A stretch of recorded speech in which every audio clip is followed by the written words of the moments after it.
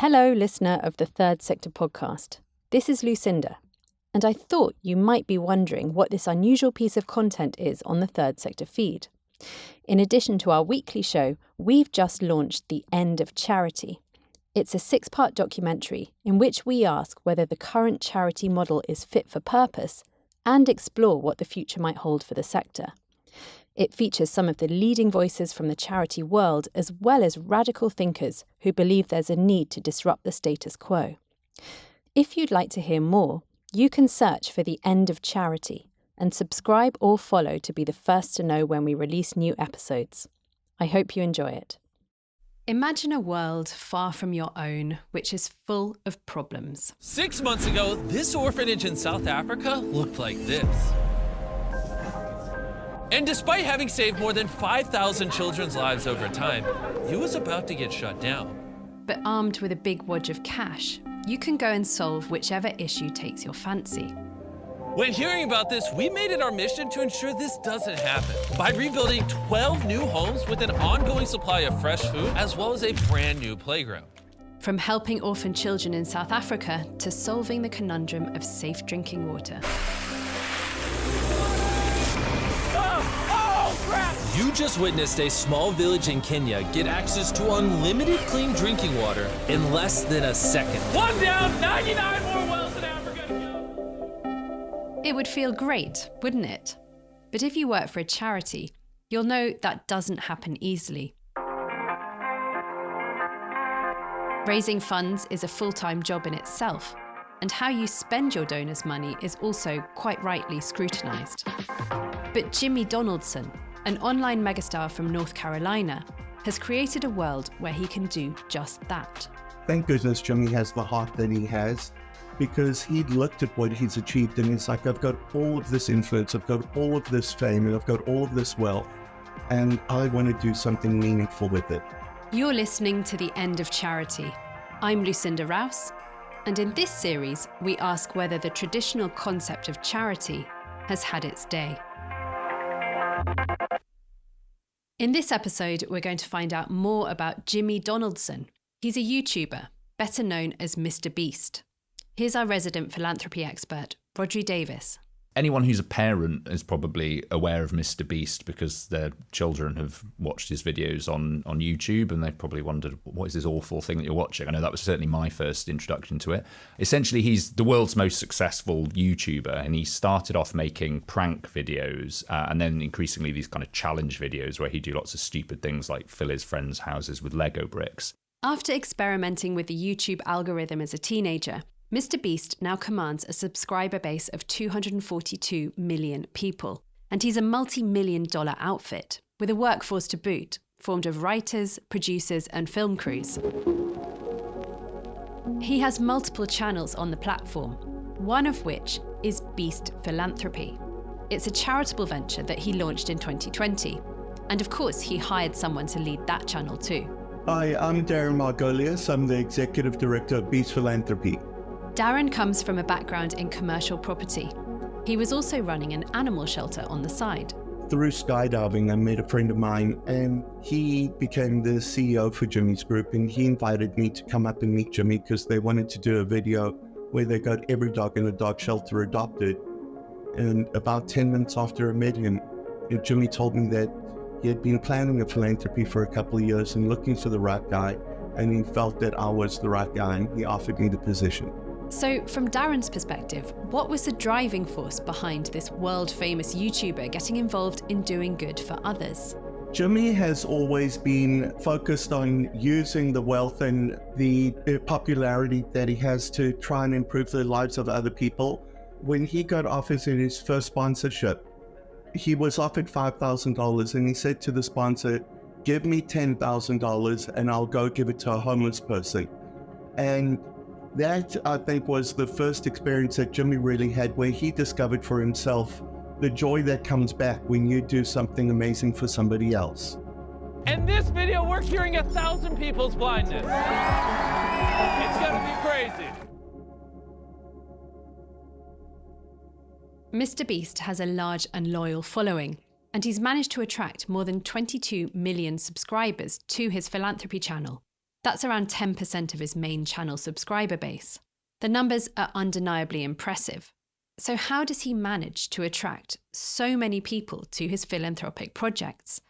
And what is he doing differently compared to more established charities? When you're making videos on YouTube, it is important that you make videos that are going to get engagement because of the way that the YouTube algorithm works. So when I compare ourselves to other charities, it's very different. Other charities are all laser focused on a single issue.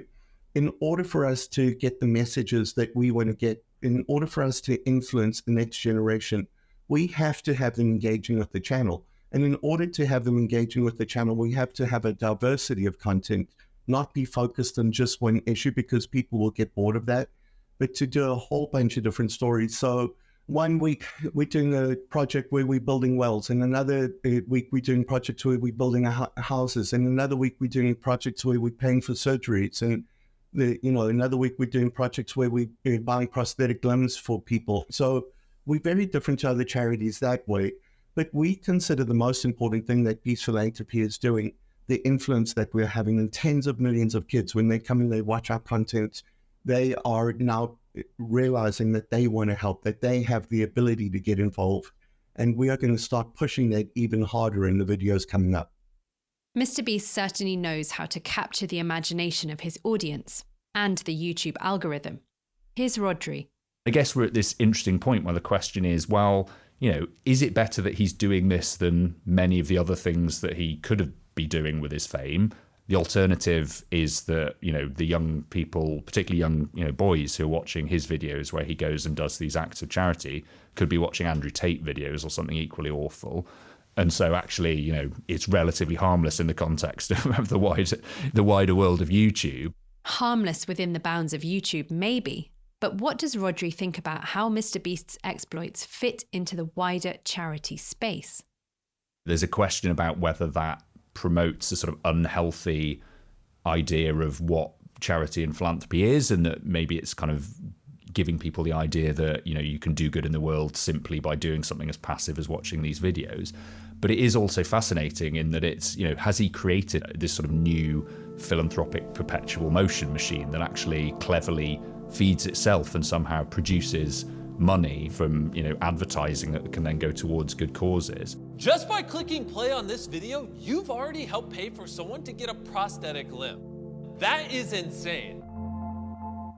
The other thing, I guess, that's interesting about it and has caused some controversy is the model that he uses. I think particularly the video he did where he cured 1,000 blind people. This drew quite a lot of criticism because people said, well, it was a bit distasteful. To a lot of people, it sort of exemplified a quite problematic old-fashioned views of charity and philanthropy that's about an individual rich person coming in and by, their largesse saving the lives of lots of poor people who are sort of suffering from poverty or illness. And I think there is something uncomfortable in his videos about the fact that it's him as this kind of magical Willy Wonka figure coming in and, going around and doing good, fundamentally good acts to people. But the video is all about then, how they react with incredible gratitude to it. And the power dynamics in the videos are pretty awkward and uncomfortable. But could discomfort be a means to an end? As far as Darren's concerned, the contemporary model of charity just isn't going far enough. He sees value in creating an inspirational figure for young people to follow. If you look at the amount of money that is spent every year by the US government and by the massive charitable foundations and everything, it's not enough to go around. It's never going to be enough.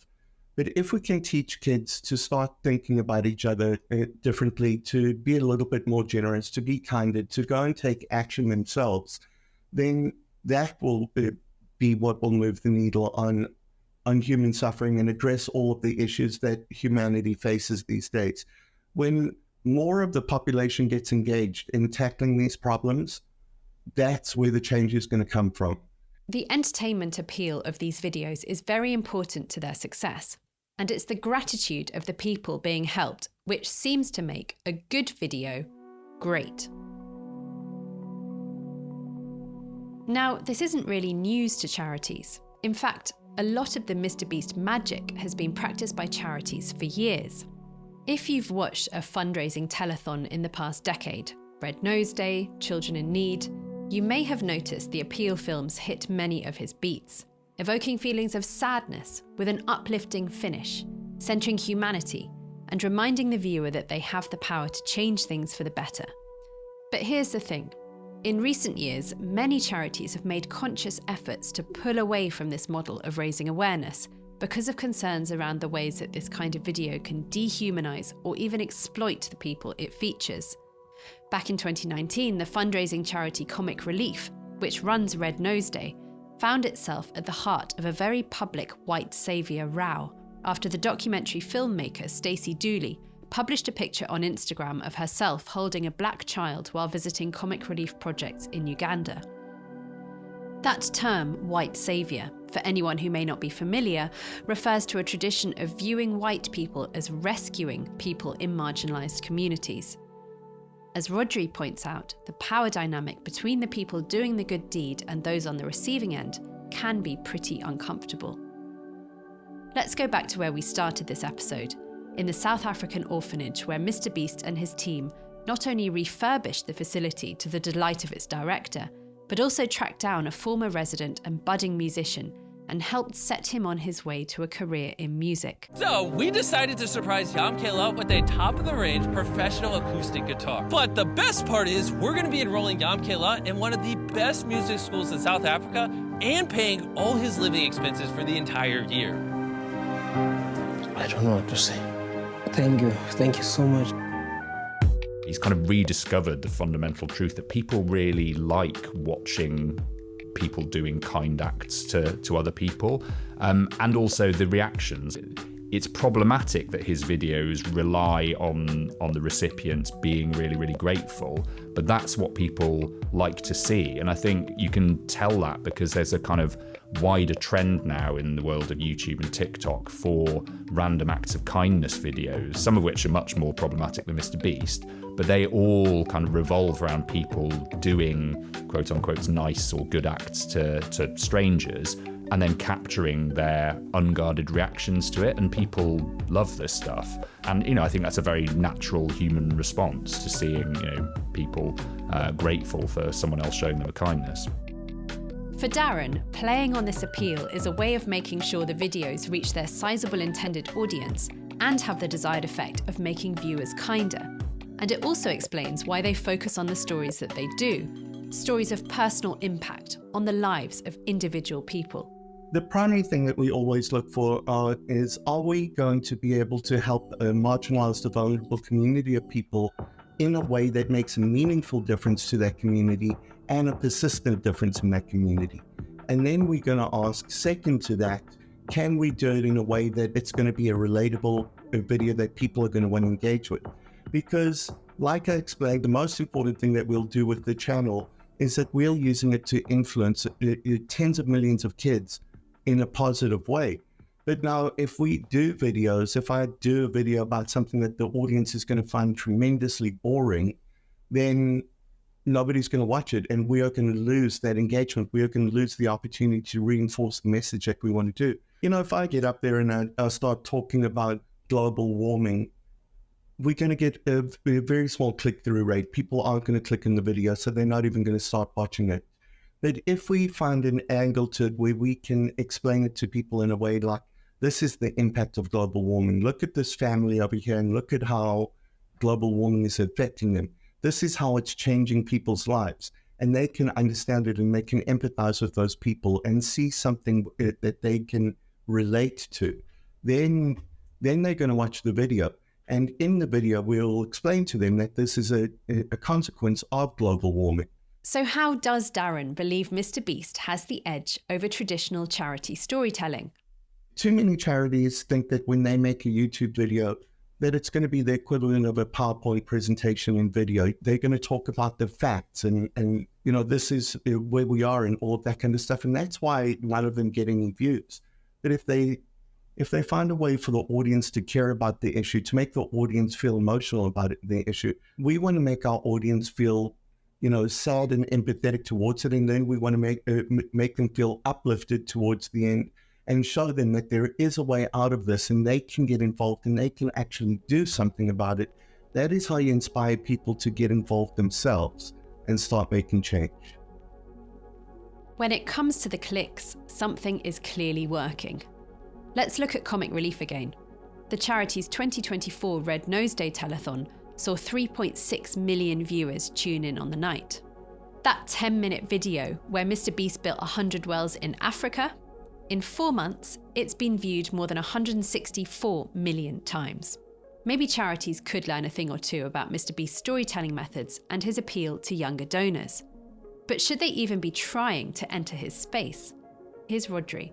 I suspect any organisation that tried to, produce its own video that replicated the virality of a MrBeast one would fall flat on its face because it would probably be slightly embarrassing. I think maybe there are lessons about the immediacy of what he's doing and the focus on human connection. And I think a reminder that actually, fundamentally, people give to people. And even where that ends up addressing a cause in a wider sense, by kind of giving to an organisation that also funds research and other things, actually, certainly in the context of social media, what seems to really work is individual appeals and individual stories.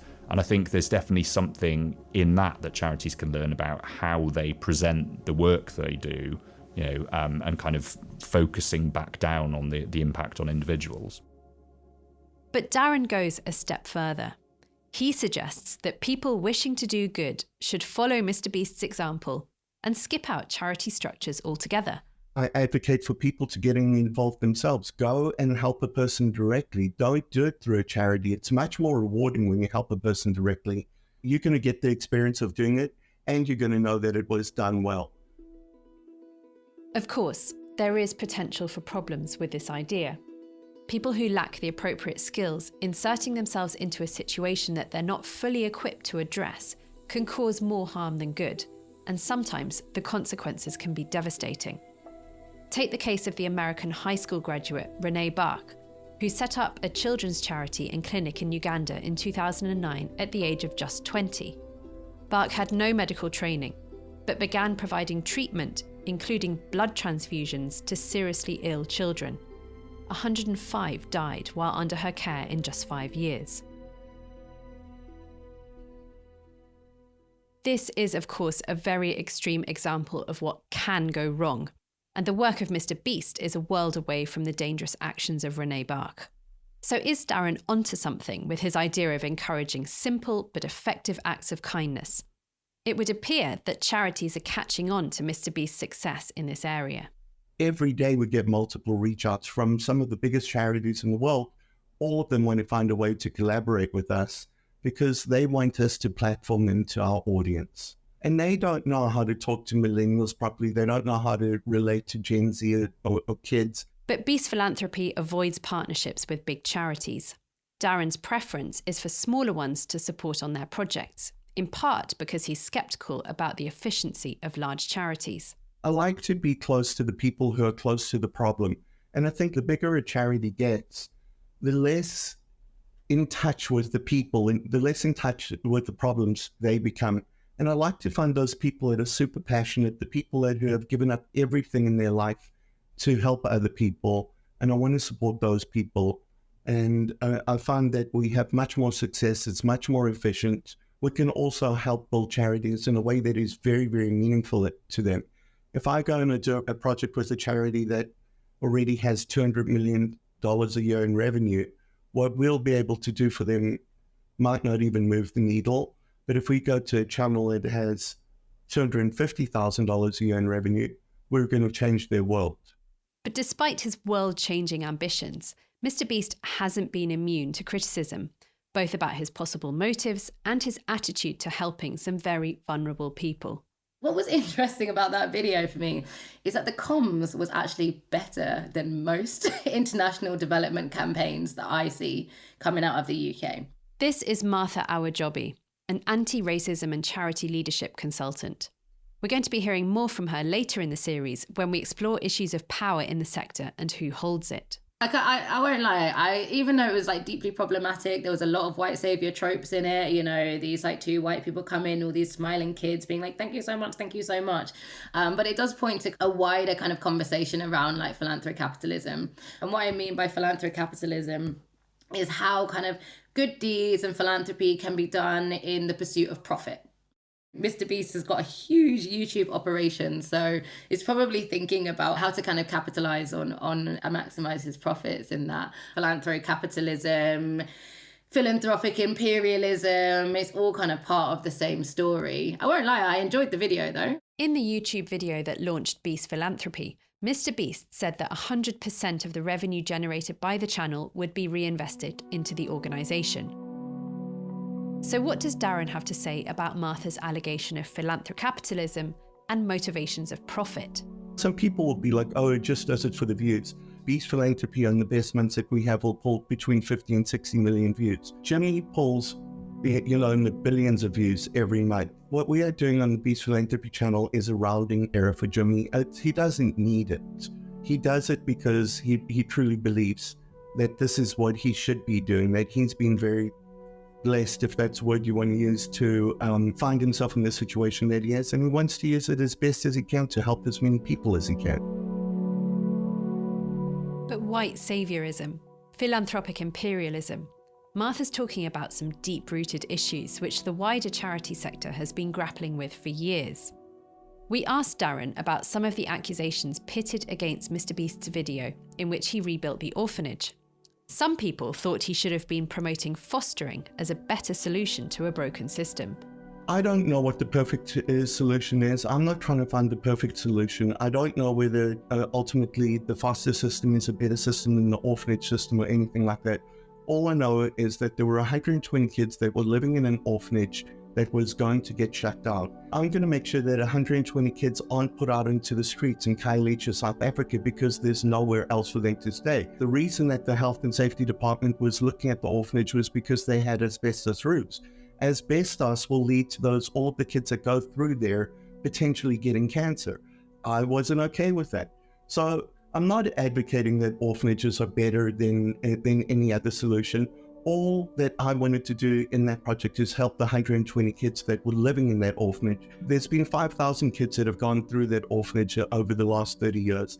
There might be another 5,000 that go through there in the next 30 years. Let's give them an environment where it's safe for them and it's comfortable and it feeds their dignity a little bit more than it does. As to the criticism about white savior, I think that is the most ridiculous criticism that we've ever got. Because I'm not sure what a person who's calling us a white savior is thinking. Are they advocating for us simply to help white people because I'm white? Is that what the definition of racism? If I came out and said, okay, I acknowledge, I don't want you guys to call me a white savior, so we will not help anybody of color, would that not be the most abhorrent thing that we could do? I tell people every day, we help people that suffer without regard to who they are, what country they're from, what religion they are, what color they are, how tall or short they are. I don't care about any of that. If we come across people that are in need and we can help them, I will help them. And I'm sorry if that offends anybody. It's a ridiculous thing to say. It's an offensive thing to say, and it doesn't bother me at all. We played this clip to Martha to see what she thought.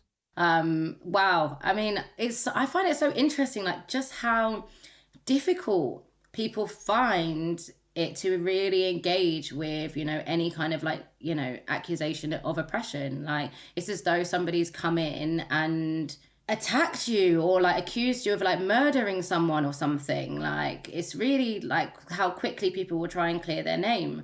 I'm not really interested in what this person thinks about white saviorism at all, because with a response like that, you can understand the motivations more than anything is about kind of like reputation, rather than thinking, you know, engaging with how you might potentially be causing harm and perpetuating these issues that lots of people have been fighting against for many, many, many years. But should MrBeast's charitable interventions be smarter than this? Should it be Darren's job to encourage MrBeast to tackle some of these social injustices head on? something the wider sector is already grappling with. This is not an operation that is rooted in justice.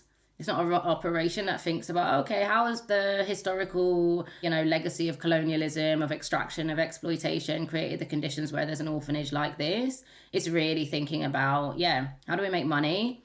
How do we do good deeds? And if we really cared about doing good deeds, when people then said, actually, your deeds are not that good, we would engage with that. We would think about, what does that mean for our work? What is rather than thinking about how do we clear our name as quickly as possible so we can carry on doing the things that make us money. Martha's suggesting that MrBeast needs to be doing some deeper thinking if he truly wants to tackle some of the world's biggest problems and the deep-rooted injustices they stem from. But what about the consumers of his videos? Should they be thinking twice before clicking on to see his next stunt? Here's Rhodri again. As you're watching it, you sort of feel like, am I complicit in something that is quite problematic? Because he is, perpetuating often pretty uncomfortable ideas of poverty and charity. It's crass, quite a lot of the time. I think the way in which he represents problems of illness and poverty are problematic, and that was one of the issues around the video that he did with, as he said, curing blindness. He's sort of presenting himself as coming in and waving a magic wand. And I think a lot of people sort of said it's irresponsible because it makes some of these problems seem much simpler than they are, and it kind of presents problems of disability and illness and poverty as if they are simply things that can be solved in that way. All it requires is to wait long enough for some, well-intentioned wealthy person to be wandering past and then kind of decide to deal with it. Whereas actually they're problems that need addressing in a more fundamental way because, they represent sort of failings in the way society's working. And to some extent, to give him his credit, MrBeast, I think, has shown signs of recognising that. There was one response he put out in a tweet to that criticism, and he said, well, yeah, obviously it would be better if the government paid for all of this surgery to deal with blindness so that I didn't have to. And that's interesting because I think for the first time you got this sense of, oh, right, maybe he does realise that there's this uncomfortable, element of what he's doing. That being said, it hasn't stopped him going on and doing very similar videos, along the same lines since. Is MrBeast the answer to tackling the poverty and injustice that charities have been fighting for over a century? Probably not. But does he have a platform which enables him to reach and appeal to a whole generation in a way that charities can only dream of? Almost certainly. In the next episode, we'll be looking at who charities are missing, and Darren's preference for small, local organisations and his belief that personal charitable endeavours are the real way forward are shared by some of the people we'll be hearing from. But what's next for Beast Philanthropy? I don't know where we'll be 5 years from now. I've got some big plans, but every single goal that I set, by the time that I thought that we'd reach it, we have so far surpassed it that I don't even try to guess what it's going to be a year from now, never mind 5 or 3 years from now. The End of Charity is brought to you by Third Sector, the UK's leading title for the voluntary and not-for-profit sector. It was written and presented by me, Lucinda Rouse, and edited by Emily Burt. The producers were Ollie Peart and Penny Bell at Rethink Audio. And special thanks to Rebecca Cooney, who devised the original concept for the series.